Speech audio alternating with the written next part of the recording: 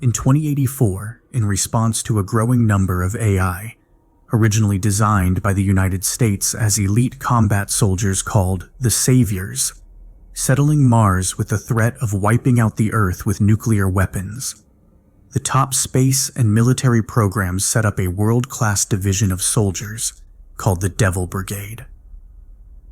Their mission was simple: stop the nuclear invasion, take out the Saviors. These saviors were designed after the statues of Greek gods and biblical figures such as David and archangels, Michael and Gabriel, and stood over 7 feet tall. In a matter of moments, they turned from protectors of the United States to world premier outlaws, perfect terrorists, genius without consciousness. They realized the physics of outer space, that they could live on other planets, built spacecraft to take them there and habitable communities to live there, brought human slaves with them, and eventually, as NASA programs began figuring out how to homestead civilization themselves on Mars, nuclear missiles to destroy the Earth. According to intelligence, they would fly anywhere between a dozen to 30 aircraft over the Earth that can soar through space and within the world, untraced 50 yards to the ground at nearly 1 million miles per hour, drop the missiles simultaneously, and fly upward and away from the hell as the Earth burned into a great dark void. The world wouldn't know what hit it until it sparked in flame and collapsed to ash. Among the Devil Brigade, there was Johnny Makatozi, a Sioux whose ancestors included a warrior who killed over a dozen soldiers at Little Bighorn, a U.S. Air Force pilot shot down behind enemy lines in Russia during the Cold War, having to travel by foot and canoe back to America. Benny Davis, whose ancestor fought in World War II with the Tuskegee Airmen, a Russian spy who killed over 100 Americans throughout his career, and a German who wore an Edelweiss flower always on his chest, the symbol of the finest of soldiers from his country during World War II, passed down from generation to generation. And then there was Jack Crowler from Greensboro, Alabama, who everyone had always called Forrest Gump. Crowler himself had an ancestor desert from the military in every major American war. He wanted to join the military at a young age, if only to release that inherited desire, to avoid it in the first place. The soldiers were rounded up and sent to Cape Canaveral, Florida, outfitted in perfect ocean blue uniforms and helmets with reflective visors, gathered out onto the docks where the spacecraft jets were turned on and rumbling like the roar of 1,000,000 thunderstorms. The highest-ranking general gave them some final words, reminding them of their ancestors, how they fought bravely in all the great wars, with the teeth of bears and hearts of warriors, in the name of freedom and country and God, how they hunkered down through negative-degree temperatures and ate nothing for many moons and still stayed alive, how they went down to hell and into the jaws of death and hoisted their flag through its brain, how these men here today, the grandsons of the warriors of old, fight now in preserving the world. And preserving the world, he said, is a beautiful and worthy thing. Nothing else even comes close. To fly today is to fly with God. They wore the flags of their countries on the spacesuits and tattoos stenciled in Sharpie along their sleeves and chests, helmets, shoulders, and collars. Don't tread on me. And yippee-ki-yay, motherfucker. In Matthew chapter 11, verses 11 through 12. And Ezekiel chapter 25, verse 17. May the Force be with you. They loaded into their spacecraft 20-some-odd fighter pilots and 20 cargo aircraft that carried a dozen soldiers each, and took off from the docks and hurtled through the sky, beating past the atmosphere, racing time almost, piercing against the forces of gravity, and finally whipping into the plains of space. Their spacecraft looked like angels of death, flying soundlessly through space, leaving behind under the stratosphere a herded thunder for every citizen in the world to hear, salute, and cry like a collective battle chant. From Earth up into space, their collected tongue went from a ringing clamor into a hushed whisper, as though their voice were simply deleted beyond the outer world. The fighter pilots had the objective of taking down enemy aircraft and then land in enemy territory to simply wipe out every last one of those soulless bastards. Crowler passed out briefly and dreamed a recurring dream of the booming voice of his father, yelling at his mother how it was his fault for being born their marriage exploded. His parents fought all the time before his father abandoned them, and his mother was institutionalized in a mental hospital. In the dream, before the fighting, his mother plays classical music on the piano. It is always gloomy, storming outside with rain beating against the house and windows like guts. And there is always a fire. Crowler is sitting with his back to the fire, watching the glow in his mother's eyes, and stands up, walks outside in the rain to a small shed, gets more firewood and places a log on the fire, stirs it with a stoke. In the dream, his father's voice sounds like thunder, and he can see an atomic explosion destroying our planet. When Crowler awoke, they were in outer space. He was flying at 500,000 miles per hour. Cold black and ultraviolet red plasma colors tunneled before him, like a portal into another world. In the speed and trance of the celestial atmosphere, in his freezing sweat, he found a calm within. They stared down at the earth through their window shields, as if it were a painting in a gallery. It appeared as an eyeball under a microscope, like it was the portal to the soul of God. At this point, the men realized that in a few moments' time as conceived on Earth, permanent darkness was at hand, where none more would breathe, nor would the Earth exist. Through their radios, the pilots spoke. No more a beautiful place to die. Did you ever think you'd come so close to heaven? No, definitely not. If anything, I thought I might wind up in the total opposite direction. Something was spoken in German. I'm gonna pretend you said God bless the USA. God bless the world. They soared through the dark canvas of space. I'll tell you what, when we get out of this, we'll have to come back for vacation, have a few beers, smoke some blunts, laugh it up. You got some peyote we can trip, Johnny? Yeah, I got some peyote we can trip. This is a trip enough, though. Soon thereafter, the enemy spacecraft flashed like lasers in front of them, gliding in the shape of mechanical pterodactyls, firing rapid artillery. Crowler turned his jet to the side, dodging the gun spray, and then flipped the jet at 360 degrees under the oncoming enemy.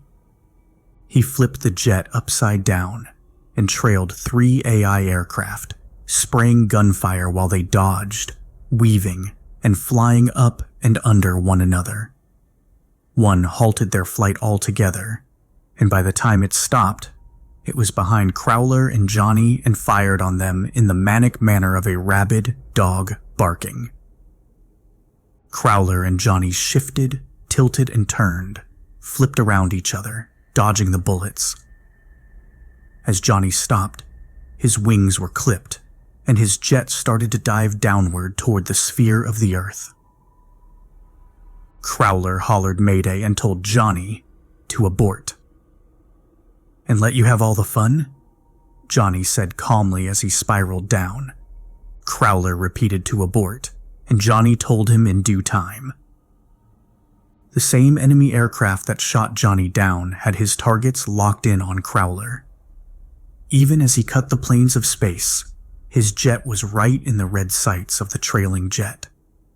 Before he'd go down, He unleashed volleys on the jets in front of him, screaming some ancient cry of war, sounding almost like a psychotic patient. His bullets hit one of the jets, and it went spiraling down into some unknown abyss. Just as the enemy behind Crowler was set to pull back the trigger, Johnny turned his nose upward and let out a few shots, hitting the enemy jet through the glass and its pilot between the eyes.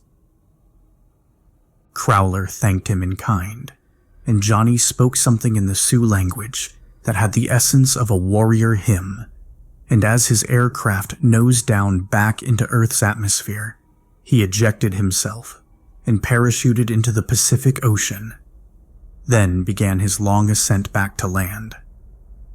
Crowler followed the final enemy past the threshold between Earth and space and fired and missed as it dodged, spinning, and just as it pulled back the trigger to drop a nuke on America, the target blinking red and beeping and buzzing.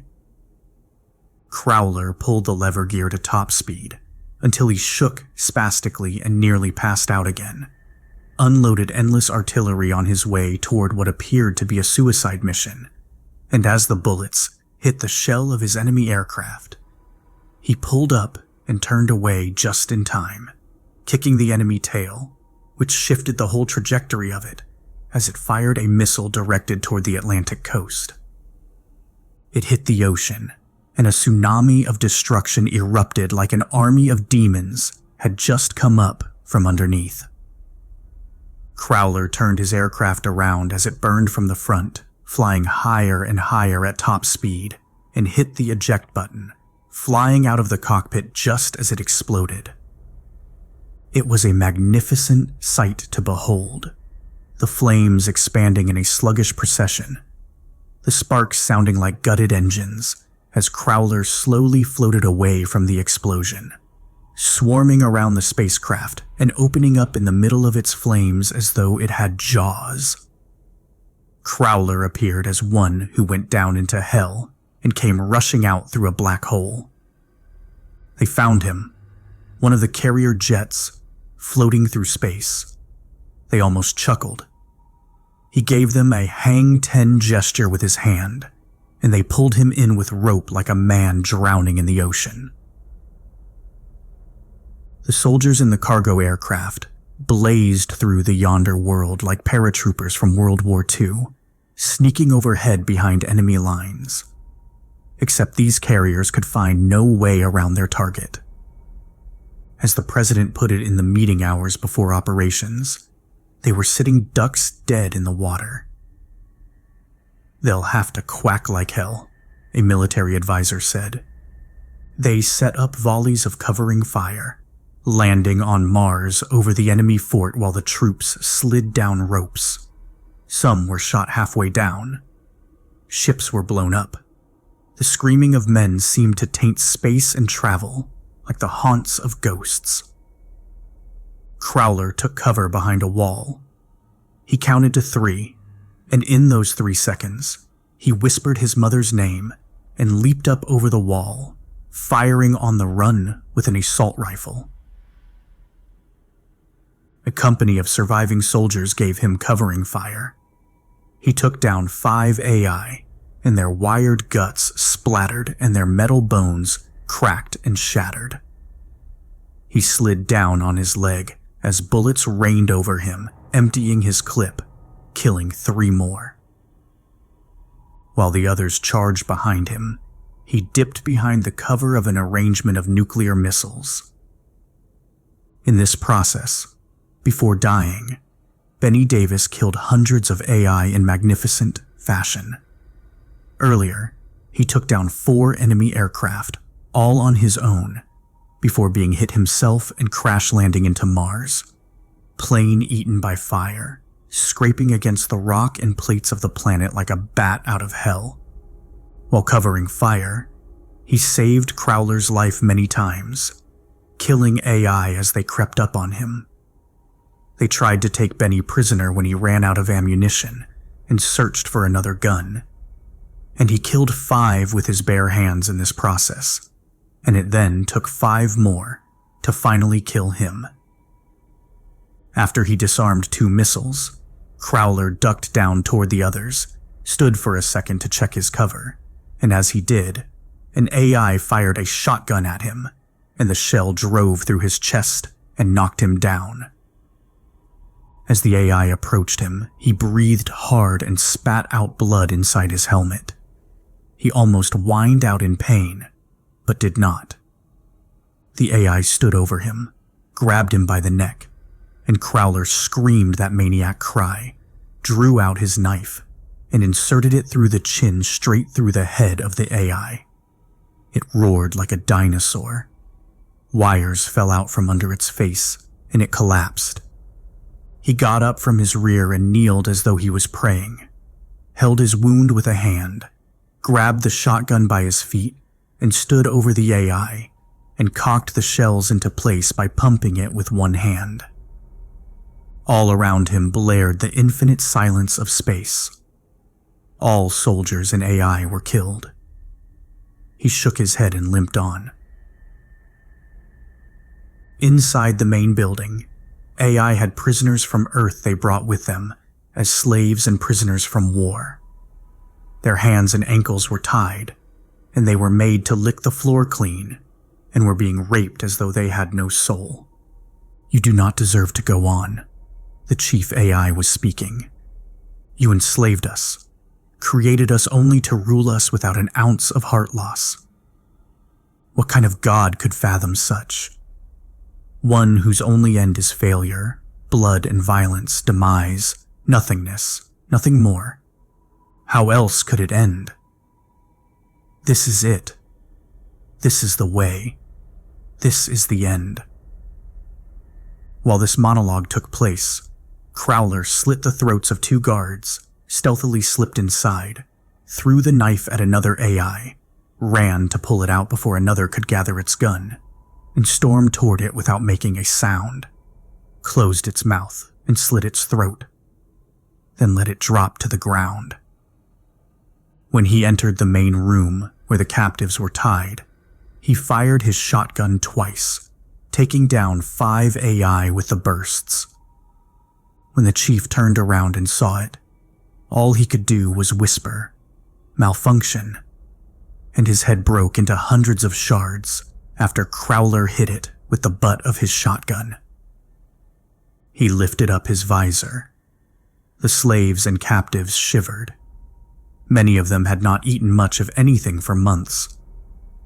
The captives said they thought they were to become sex toys, or worse. "Yeah," Crowley said, leaning over, spitting out more blood, touching his wound and gritting his teeth. Then he jabbed a smile upon his face. "Strangest party I ever came to." He went outside in search of a vehicle to return the passengers, and finally laid down past the commune on the red and orange rock of Mars.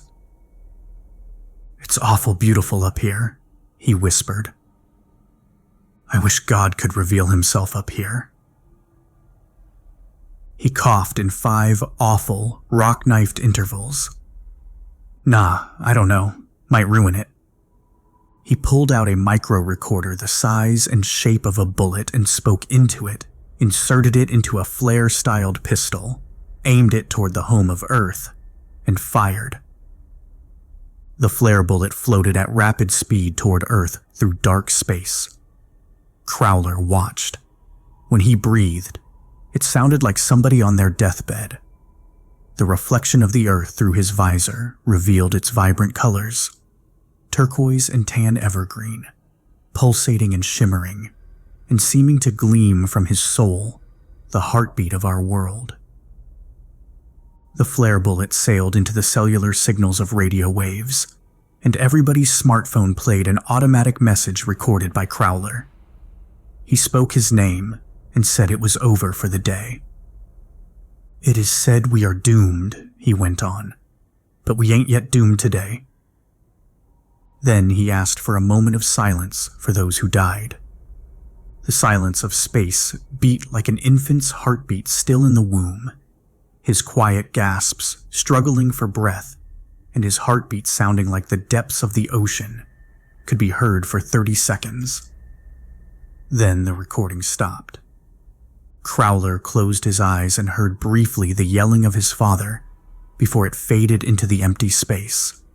Then an arrangement of classical music so vivid, it was as if he had transported through time itself into a dream of Beethoven composing the music. He could smell the beach. He had a vision of his mother walking toward the ocean. His heart was warm as though a fire brewed throughout his bones. He tried to lift his eyelids open and hold them, but could not, and closed his eyes for good and died. Blood stained to his uniform, American flags stitched into his suit, floating through eternity forever and ever, appearing as a shooting star in all that dark, one soul piercing the great, vast nothing.